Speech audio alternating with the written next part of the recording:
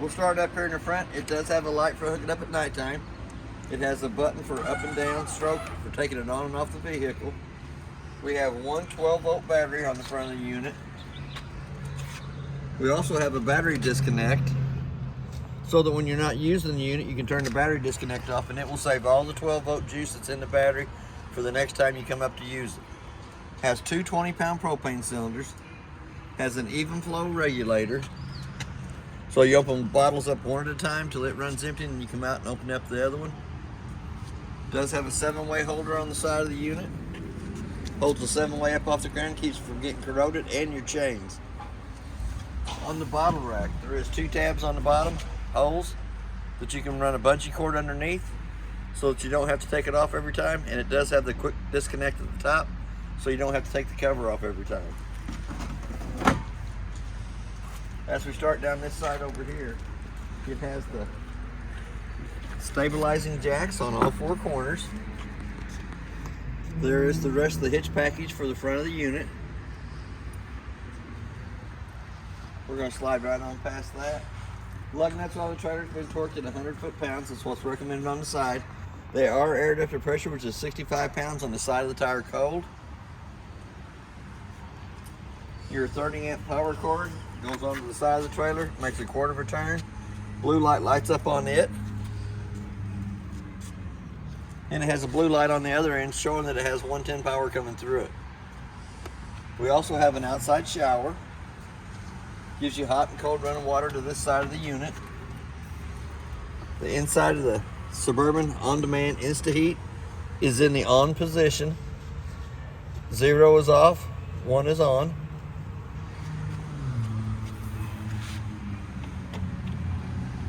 We do have a cable hookup and a satellite hookup here in the back, so that if you're at a park that has cable, you can hook the same cable that they have to your unit, and you'll have the same cable channels on your TV on the inside as they have.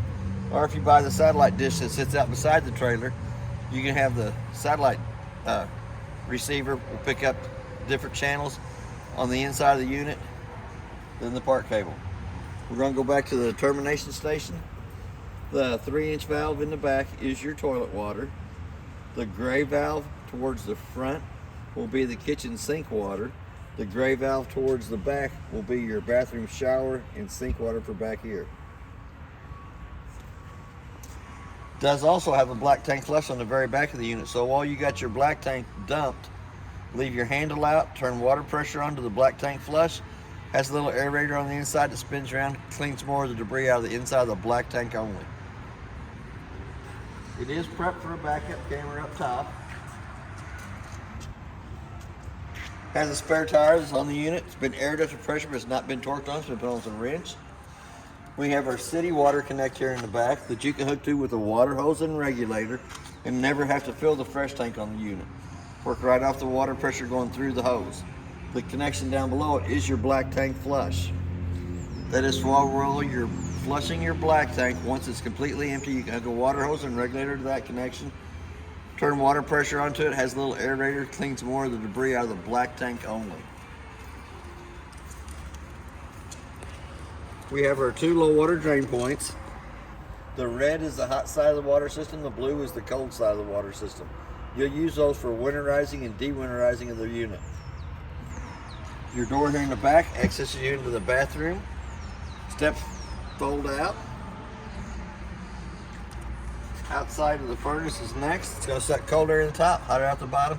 I always suggest putting a mud dauber screen over the outside of the furnace for the simple fact that mud dauber screen is less than 20 bucks. It's $145 an hour for every hour that we have to take the furnace out to clean the mud daubers out of it. So it's really worth its weight in gold for that little screen that goes over the outside. There is a 110 outlet on this side of the unit and another park cable or antenna hookup here at the bottom so that you can watch TV, watch the ball game out underneath the canopy. We're going to go up. We got the 2 outside speakers. We also have the range hood vent. Has to be flipped out. Allows smoke to come from the inside of the unit to the outside. But when you're traveling down the road, you'll want to push those back in, lock them into place so that it doesn't sit there and flap till it breaks itself out. We're going to open up the outside of the kitchenette. It has a spray port hookup. on the front side of the unit. Hooks in here and gives you cold water only to this side of the unit. We're going to pull the griddle out. It does have a gas hose to the back of it that comes out and goes down between the back of the unit and the trailer.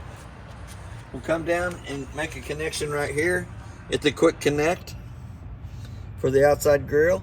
Once it's connected out here, it does have a T-handle on it that has to be turned in line with the gas line for it to have gas coming through it. While we're already down here too, it does have a freshwater tank drain, 2-inch white valve underneath for draining the fresh tank. We'll slide that right back up in there. It also has a holder that comes out, locks the griddle in place so that it doesn't go back inside while you're using it. Flip the little red handle right back up. Once it's cold to the touch of the hand, you can slide it back in. We're going to come up to the outside refrigerator. The controls for the thermostat on it are in the upper right hand corner. And it is 110 only, so it has to be plugged into the 110 line for it to get cold on the outside. We'll shut that down. We'll pull the handle down. Freshwater tank fills in behind the door here at the top. That's where your freshwater tank fills, and it drains at the 2-inch white valve underneath. We're going to slide right past the door for a minute. Come right back up to the front compartment. 2 manual crank handles. This one goes in the tongue jack at the front of the trailer that will manually crank it up or down. For any reason it won't go off the switches. And this is their handle that does your 4 stabilizer jacks on all 4 corners. It does have the dry erase surface on the outside of this so that you can write down the way you want to set your camp up and the way you want to break the camp down for when you're leaving if you want. Or you can let the kids doodle on it. They let me doodle. Here we're going to come back to the door. We're going to open the handle up. We're going to open the door fully extended. It does have a blue handle on the left-hand side that loosens the steps from the door frame. Little push button underneath each one of the legs. There's 15 to 18 slots in the legs for adjustment. The main thing on the steps is once they come out and lay down, it has to lay flat in the threshold so that the front door fits back over the top of it properly.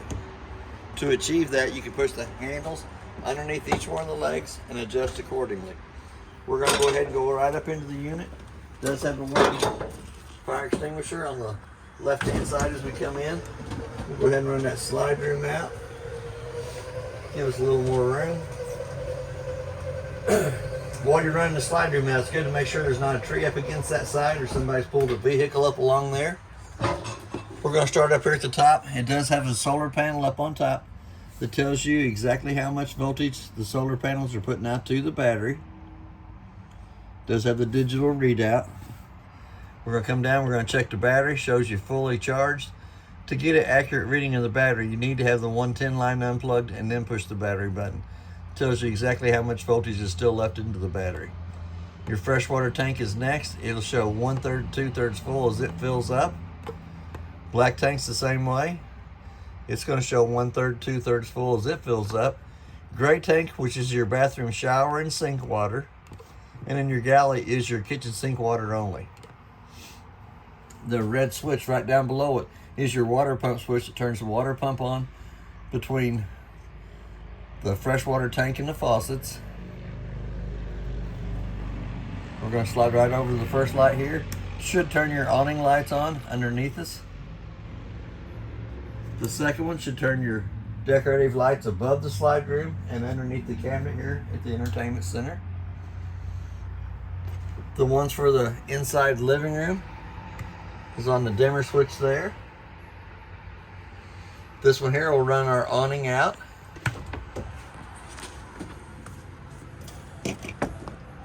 Might have to close that door just a little bit.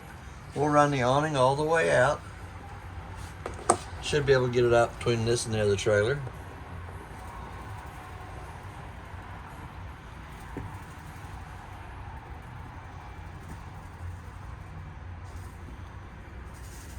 There we go. There's the skirting hanging straight up and down. Now that the awning's all the way out, there is 2 pinch points on each one of the arms.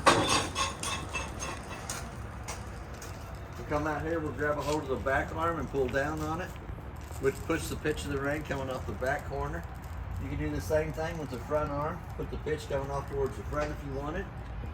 I'd pull it to where it was coming away from the front door.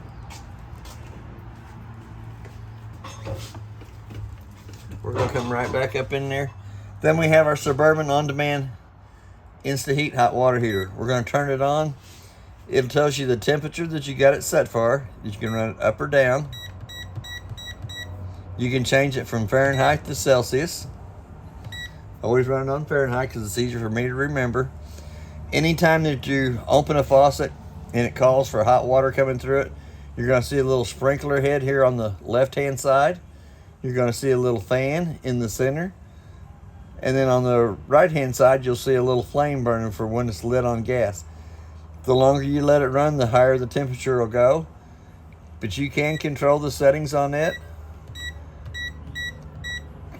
Go up or down with that. I think as high as it'll go is 222. Yep. 122 is the highest it'll go for the temperature of the water, which that's pretty warm.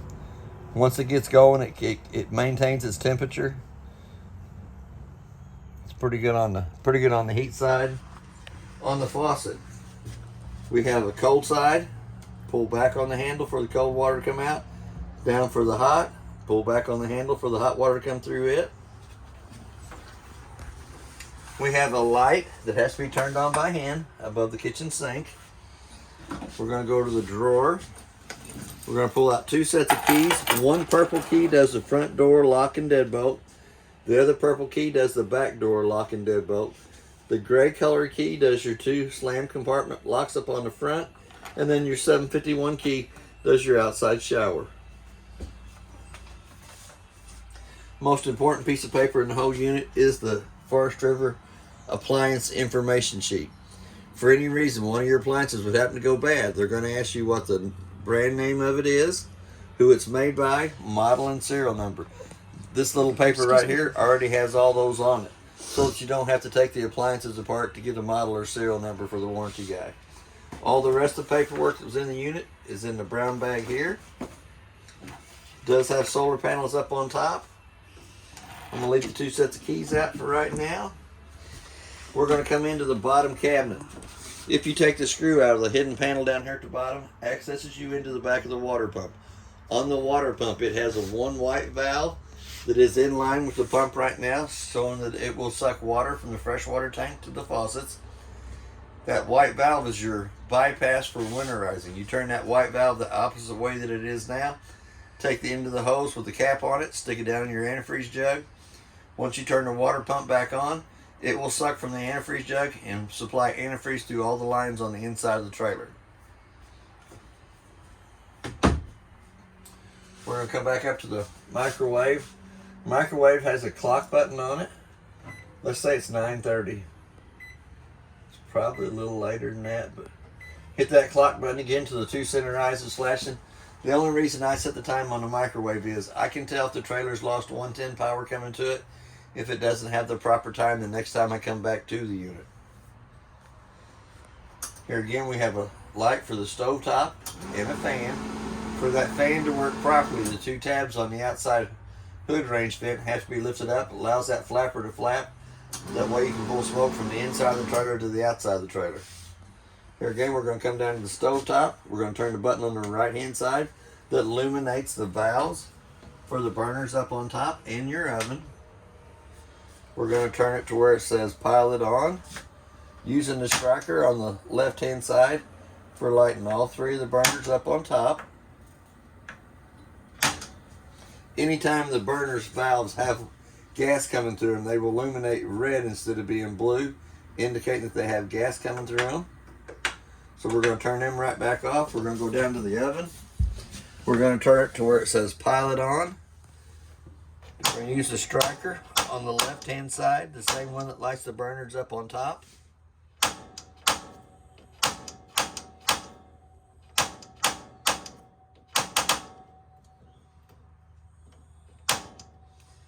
We're going to light the pilot on the oven, let it run for just about a minute, which heats the thermocoupler right above the pilot on. Once it comes up to temperature, then we can take and dial it up for lighting the oven. So there's no pulling the old long lighter or matches out anymore. You can use the same striker on the left-hand side for the 3 burners up on top and for the oven. So much nicer. Anytime they have gas coming through the valve, they will illuminate red instead of being blue, indicating that they have gas coming through them. If you flip that switch to the down position, you will also have a light in the oven so you can see what you're baking. Cookies, brownies, biscuits, pies.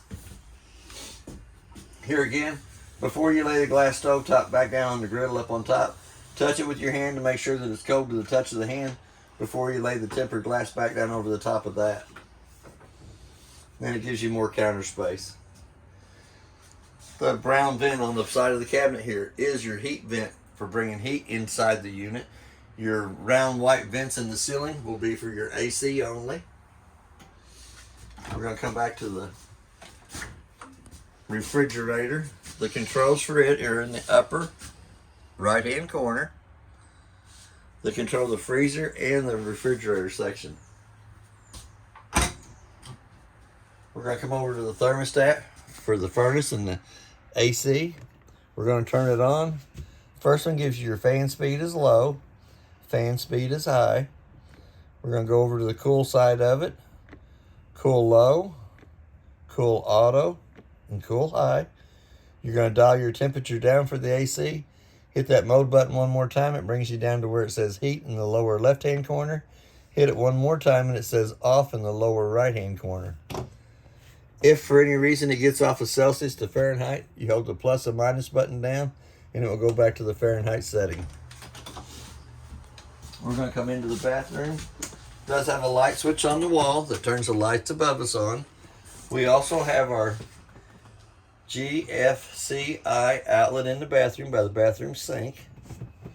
We have a 2-drawer medicine cabinet above it. It does have a little holder here on the side that comes and wraps around the door, holds it in place while travel. It does have pretty good sized cabinet space down below it. Extra chemicals, extra toilet paper. We have the access to the outside door. We have a round vent on the side of the cabinet that brings heat into the bathroom area.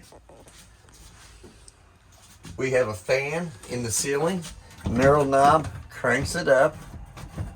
Little black button off to the side turns the fan on. That's for pulling moisture out of the bathroom area. We're going to shut it back down. We're going to go to the toilet. It has a single foot flush on the right hand side. Push halfway down, fills with water. Push all the way down, fills and dumps. Here again on your shower in the master bathroom, the left side of the faucet is your hot, your right side is your cold. On all your faucets, hot on the left side, cold on the right side. We're going to step right back out of there. We're going to come over to the bunk area. The bunk area, the round vent in the ceiling brings AC into it. All the lights in the bunk area have to be turned on by hand, have a little push button in the center of those. They are equipped with a USB port on each one of the bunks for charging the cell phone or the kids' games. Right down below it, we're going to have another one down here. Light turns on, and another USB port for access into the back of the hot water heater. If you lift the bottom cushion up and you take the screws out of the plywood there, will access you into the back of the hot water heater. On that hot water heater, there is 2 white valves on the back of it too. They're pointed towards the tank. Allows water or antifreeze to come into the bottom of the hot water heater. Hot water or antifreeze come out of the top of the hot water heater. Gonna go back over to the kitchen area. Little push button in the center turns the light on. Tabletop comes off the 2 pedestals, goes down between the 2 benches. The 2 back cushions come over the top of the table to make a smaller bed there. We have storage in each side and a storage container.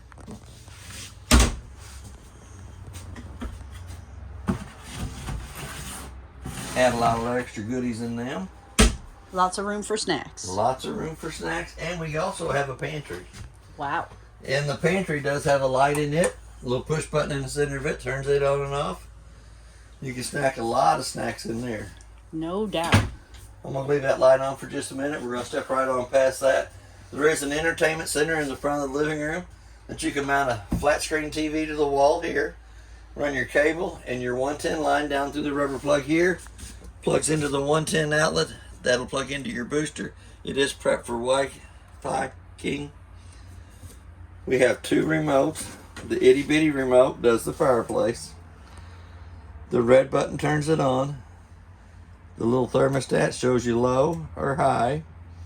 You can change the color of the rocks from 1 to 4 different colors. If you put it on a green, they will rotate between the 4 colors. And you can also change the color of the flames. It does have a timer on it that goes from a half hour up to 9 hours. We're going to come back to the temperature. We're going to turn it to 00, which turns it off. Using the red button to turn the flames off. Middle size remote is for the stereo. Turns it on and off. And on your stereo speakers, it has zones 1 and 2. 1 is your inside. 2 is your outside. You can change your volume from 1 to 30 on the settings on it. You can also change your radio stations. It also has a HDMI cord hookup and a USB port hookup on the front of the stereo. You can tell it goodbye. It does have a little cabinet space on either side for extra DVDs. Or snacks. Or snacks. Other little goodies to go with your TV area. We're going to come and go into the master bedroom. It does have a white switch on the wall that turns on. The 2 lights above the bed. We also have a VersaTilt lounger. We're going to bring it down. Lay it back down for the normal sleeping area.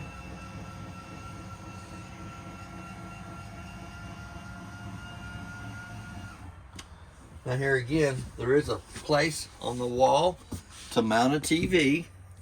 A 110 plug-in to plug it into. Hooks to your park cable hookup or your antenna hookup up on top. That's the reason for the VersaTilt bed, being able to lean up so you can sit in here and watch TV.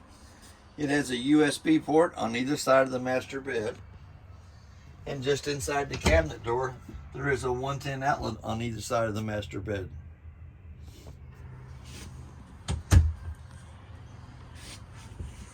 It has a round vent in the ceiling for bringing AC into here. Should have a vent in the floor for bringing heat in. I don't think so. I was thinking it did, but maybe I was wrong. And you should be able to access underneath the bed to get into your front compartment or to your totes at the end of the foot of the bed. I was thinking it had a floor vent right here in the middle of the floor, but it don't. My bad. The little white plate on the door side wall is for access to your awning wiring and your awning lights. That's the only reason that plate's there. But it does have a fire escape window on the off door side. It's almost the same size as the one on the front side. It's pretty simple. Just pull down on the red knob, slide the window all the way open. Screen's the same way. And you can use that for a fire escape on the off door side of the master bedroom. We suggest going feet first unless you know a lot of acrobatics. Yes. And tumbling.